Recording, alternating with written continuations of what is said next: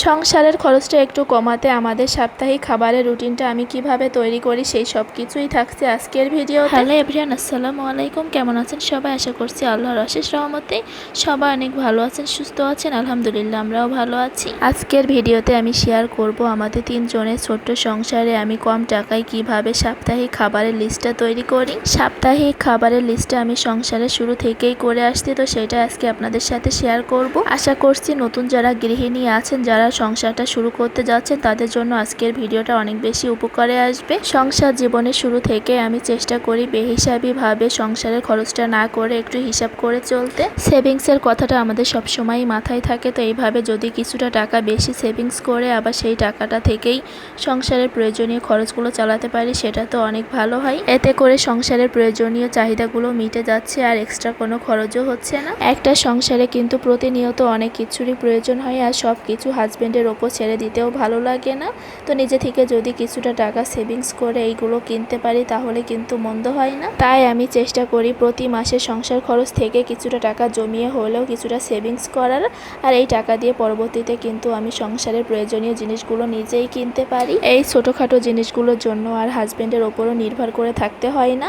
তো যারা চাকরিজীবী আছেন তাদের কথা আলাদা, আর যারা আমার মতো গৃহিণী আছেন তারা কিন্তু এইভাবে চললে নিজেদের এই ছোটোখাটো জিনিসগুলো নিজেরাই কিনতে পারবেন। তো এইদিকে কথা বলতে বলতে আমি কিন্তু রান্নাটাও শুরু করে দিয়েছি। তো দুপুরের জন্য আমি আজকে একটা তরকারি রান্না করছি। তো কচুর মুখি দিয়ে পুঁইশাক দিয়ে রান্না করব। তো এটা আগের দিন ভাবি আসছিল, তো সে রান্না করছিল।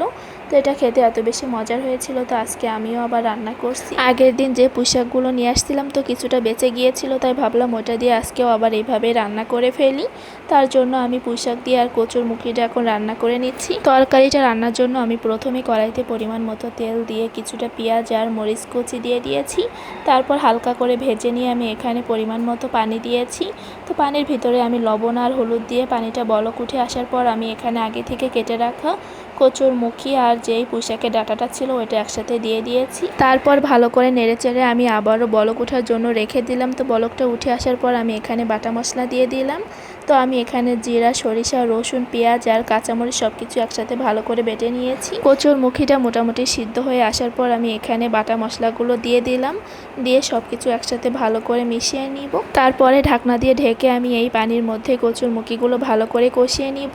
তো কচুর মুখিটা যখন মোটামুটি সিদ্ধ হয়ে আসবে অর্ধেকের একটু বেশি, তখনই আমি এখানে আগে থেকে যে কেটে রেখেছিলাম পুঁইশাকের পাতাগুলো সেগুলো এখানে দিয়ে দিলাম। পুঁইশাকের পাতাগুলো নরম থাকে, এজন্য কচুর মুখিটা অর্ধেক সিদ্ধ হয়ে যাওয়ার পরে আমি এখানে পাতাগুলো অ্যাড করলাম। তো প্রথমের দিকে দিলে কিন্তু পাতাগুলো অনেক বেশি নরম হয়ে একদম গলে যেত। পাতাগুলো দিয়ে এখন কচুর মুখিটার সাথে আমি সব কিছু একসাথে ভালো করে উল্টে পাল্টে মিশিয়ে নিব। তারপর ঢাকনা দিয়ে ঢেকে আমি কষানোর পানিটা শুকানো পর্যন্ত অপেক্ষা করব। কচুর মুখির এই তরকারিটা এত বেশি মজার হয়, যদিও বা এটা কিন্তু অনেকে অনেকভাবেই রান্না করে থাকি। আমার এই রেসিপিতে কচুর মুখি দিয়ে পুঁইশাকের এই তরকারিটা একবার খেয়ে দেখবেন, আশা করছি এর স্বাদ ভুলতে পারবেন না। তবে এই সেম রেসিপিতে কিন্তু কচুর মুখি দিয়ে বেগুনটাও রান্না করা যাবে। কচুর মুখির সাথে এইভাবে পুঁইশাক বা বেগুন দিয়ে রান্না করলে কিন্তু সেটার স্বাদ অনেক বেশি বেড়ে যায়। তো আমরা সবসময় এইভাবেই খাই, শুধু কচুর মুখিটা আমাদের কাছে তেমন একটা ভালো লাগে না। কচুর মুখি আর পুঁইশাকটা ভালো করে কষানো হয়ে গেলে তারপর এখানে ঝোলের জন্য পানি দিয়ে দিলাম। তো কচুর মুখিটা কিন্তু ঝোলটা একটু বেশিই দিতে হয়, তা না হলে পরে কিন্তু একদম ঝোলটা টেনে আঠালো হয়ে যায়। ঝোলের পানিটা দিয়ে ভালোভাবে তরকারিতে বলক আসা পর্যন্ত অপেক্ষা করব। তারপর ভালোভাবে বলকটা চলে আসার পর আমি এখানে আগে থেকে ভেজে রাখা রুই মাছগুলো দিয়ে দিলাম। আজকে আমি রুই মাছ দিয়ে এই তরকারিটা রান্না করছি। তো ইলিশ মাছ দিয়ে এই তরকারিটা রান্না করলে কিন্তু আরও অনেক বেশি মজার হয়। যারা এখনও কচুরমুখির তরকারিটা এইভাবে খেয়ে দেখেননি তারা কিন্তু অবশ্যই একবার রান্না করে খেয়ে দেখবেন।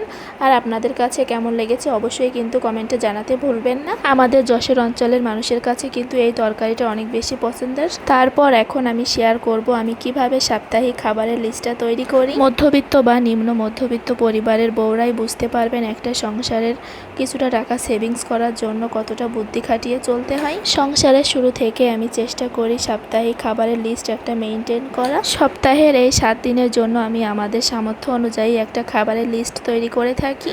আমি আমার সংসারের সাপ্তাহিক খাবারের লিস্টটা শেয়ার করছি। তো আপনারাও চাইলে আপনাদের মন মতো করে এই লিস্টটা বানিয়ে নিতে পারবেন। প্রথমে আমি শনিবার থেকে শুরু করছি। তো প্রথমে আসি সকালবেলা। সকালে নাস্তায় আমাদের থাকে রুটি, ডিম ভাজি অথবা সবজি। তো এক একদিন এক একটা করা হয়। তারপর বাসায় যেহেতু ছোট বাচ্চা আছে, এর জন্য সকালে নাস্তার পর বাচ্চাটাকে একটু ফ্রুটস দেওয়া হয়। বাসায় যখন যেই ফল থাকে সেটাই দেওয়া হয়। তারপরে আসি দুপুরের খাবার। তো দুপুরের খাবারে মাছ দিয়ে যে কোনো একটা সবজি রান্না করা হয়, সেই সাথে যে কোনো একটা ভাজি করা হয়। আমাদের ফ্যামিলিতে যেহেতু লোক সংখ্যা অনেক কম, আমরা হাজব্যান্ড ওয়াইফ সেই সাথে ছোট একটা বাচ্চা, তো আমাদের দেখা যায় খাওয়ার মতো তেমন মানুষ নাই। এর জন্য খুব বেশি কিছু রান্না করলে সেটা আবার পরের দিনেও খেতে হয়, কারণ তরকারি বা যে কোনো খাবার নষ্ট করতে আমার একদমই ভালো লাগে না। তাই আমি চেষ্টা করি আমাদের যতটুকু প্রয়োজন সেইভাবে রান্নাটা করার জন্য। তারপরে বিকালে দেখা যায় মাঝে মাঝে কোনো একটা নাস্তা তৈরি করা হয়, নুডলস বা যে কোনো একটা ভাজা পোড়া আইটেম, বা মাঝে মাঝে চা বিস্কিটও খাওয়া হয়। তারপরে রাতের বেলা তো দুপুরে যেটা রান্না করি সেটাই আবার রাতের বেলাতেও খাওয়া হয়। রাতের জন্য আবার এক্সট্রা করে কিছুই করা হয় না। তারপরে চলে গেল রবিবার। তো রবিবারেও দেখা যাচ্ছে সকালবেলা আমাদের সেই রুটি, সবজি বা ডিম ভাজি যে কোনো একটা কিছু খাওয়া হয়। তারপর আবার দুপুরের দিকে মাছের তরকারি বা ভাজি। তো আমি চেষ্টা করি সপ্তাহে 4 দিন মতো মাছ রাখার জন্য। তার কারণ হলো মেয়ের বাবার একটু মাছের তরকারি আবার বেশি পছন্দ, আমার আবার মাছের তরকারিটা অত বেশি পছন্দের না। তো আমাদের দুইজনের পছন্দ আবার দুই রকম। আমার আবার মাছের তরকারি থেকে ডিমের তরকারিটা একটু বেশি পছন্দ। তো আমি ওইভাবে আমাদের সাপ্তাহিক খাবারটার লিস্টটা করেছি দুইজনের পছন্দ অনুযায়ী। তারপরে দেখা যায় সোমবার। তো সোমবারেও রুটি, ডিম ভাজি এটাই বেশিরভাগ খাওয়া হয়, কারণ মেয়ের বাবার তো আবার ডায়াবেটিস ধরা পড়ছে। তারপর থেকে সে প্রতিদিন সকালে রুটিই খাই, আর তার জন্য আমাদেরও রুটি খাওয়া হয়। তো মাঝে মাঝে দেখা যায় রুটির পরিবর্তে ওটস বা মাঝে মাঝে আবার একটু ভাতও থাকলে সেটাও খাওয়া হয়। পরপর 2 দিন মাছের তরকারি খাওয়ার পর তারপর দিন আমি রেখেছি ডিমের তরকারি। তো ডিমটা বেশিরভাগই দেখা যায় আমার ছোলার ডাল দিয়ে রান্না করা হয়, বা মসুর ডাল দিয়ে, ডিম দিয়ে, আলু দিয়ে ওইটাও রান্না করা হয়। তো এইভাবে আমরা খেতেও পছন্দ করি। একদিন ডিমের তরকারি করার পর কিন্তু তার পরের দিন আবারও মাছের তরকারি করা হয়। তো এইভাবেই দেখা যায় একটু ঘুরিয়ে ফিরিয়ে তারপরে রান্নাটা করা হয়। দেখা যায় একটা তরকারি থাকে, সেই সাথে একটা ভাজি অথবা একটা ডাল থাকে, বা মাঝে মাঝে ভর্তাও বানানো হয়। তো এইভাবেই কিন্তু খাবারের তালিকাটা আমি তৈরি করে নিয়েছি। আর বাসায় যেহেতু ছোট বাচ্চা আছে, তার জন্য কিন্তু এক্সট্রা করে তেমন কিছু আর রান্না করা হয় না। তো আমাদের জন্য যেটা রান্না করি সেটাই আমি বাচ্চাকে খাওয়াই। সেই সাথে এক্সট্রা খাবার বলতে ফলমূলই দেওয়া হয়। তো ফলমূলটাও চেষ্টা করি সবসময় সিজনাল ফ্রুটসগুলোই বেশি দেওয়ার। তারপরেও বাসায় যখন যেটা থাকে সেটাই দেওয়া হয়। আর বিকালে নাস্তার জন্য আমাদের খুব বেশি কিছু করা হয় না, যখন যেটা বাসায় থাকে সেটাই বানিয়ে ফেলি। তো বেশিরভাগ দেখা যায় চা বিস্কিট খাওয়া হয়, বা মাঝে মাঝে বাইরে থেকে আবার কোনো ভাজা পোড়া বা অন্য কোনো খাবারও নিয়ে আসা হয়। তো সেটা দিয়েই বিকালের নাস্তাটাও হয়ে যায়। বিকালের নাস্তাটা নির্দিষ্ট কিছু নয়, যখন যেটা থাকে সেটাই খাওয়া হয়। আবার মাঝে মাঝে কিছুই খেতে ইচ্ছা করলে তখন আবার সন্ধ্যার সময় সেই নাস্তাটাও বানিয়ে নিই। সপ্তাহের অন্যান্য দিনগুলো এভাবে পার করলেও যেহেতু শুক্রবার হাজব্যান্ডের ছুটি থাকে, তো সেই দিনটা বাসায় থাকে, তাই চেষ্টা করি এই দিনটা একটু অন্যভাবে খাবারের তালিকাটা তৈরি করা, একটু স্পেশাল কিছু রান্নাবান্না করা, যেটা মেয়ে অথবা মেয়ের বাবা পছন্দ করে সেইগুলোই আমি রান্না করার চেষ্টা করি। এইভাবেই আমি আমাদের প্রয়োজন অনুযায়ী সাপ্তাহিক খাবারের রুটিনটা তৈরি করে নিয়েছি। তো আপনারাও কিন্তু আপনাদের মতো করে তৈরি করে নিতে পারেন। তো আজকের ভিডিওটা ভালো লাগলে অবশ্যই লাইক, কমেন্ট অ্যান্ড শেয়ার করবেন। ভালো লাগলে এরকম ভিডিও দেখার জন্য আমার চ্যানেলটি সাবস্ক্রাইব করবেন। ধন্যবাদ।